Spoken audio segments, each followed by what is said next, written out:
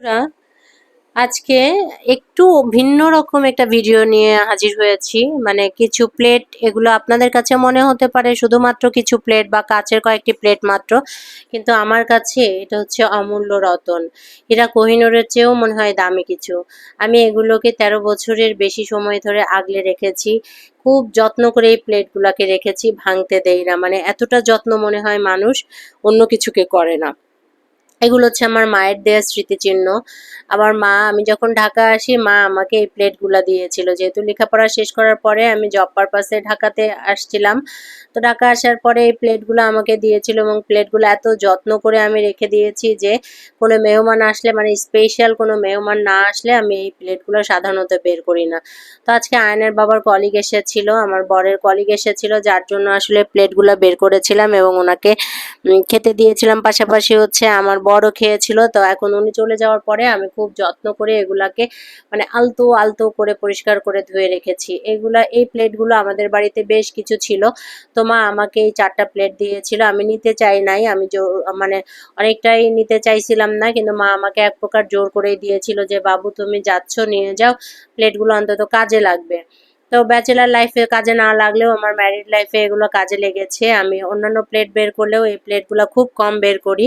বিশেষ করে বললাম যে স্পেশাল কোনো মানুষ না আসলে বের করি না। আর আমার কিছু জিনিস আসলে আমার কাছে রয়ে গেছে এখনো। আমার কলেজ লাইফে আমার বার্থডেতে যে গিফটগুলো পেয়েছিলাম, চীনামাটির বা হচ্ছে স্যুপ সেট, সেগুলো হচ্ছে আমার মা আমাকে পরে দিয়ে দিয়েছে যে বাবু এগুলো তোমার সংসারে কাজে লাগবে, নিয়ে যাও। তো এই জিনিসগুলা হয় না যে মায়ের হাতের ছোঁয়া আছে আমার এই জগ, গ্লাস, প্লেট সবকিছুতে।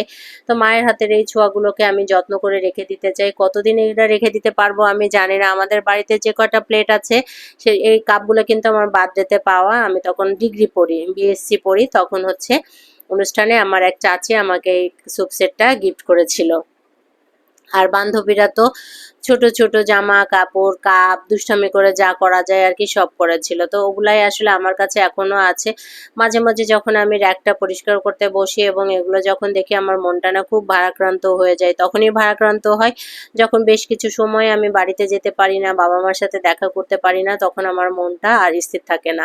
তো মার দেয়া এই স্মৃতিগুলোকে আমি আগলে রেখেছি এবং আমি যতদিন বাঁচবো আমি ততদিন এগুলোকে আগলে রেখে যাব এইভাবে। যেহেতু কাচের জিনিস খুব সেনসিটিভ একটা ইস্যু, অনেক যত্ন করে ধরে রাখতে হয়, টুস করে পড়লেই ভেঙে যাবে। এই কাজগুলো এত মজবুত এবং এত ভালো, আমাদের ছোট সময়ের এই প্লেটগুলা।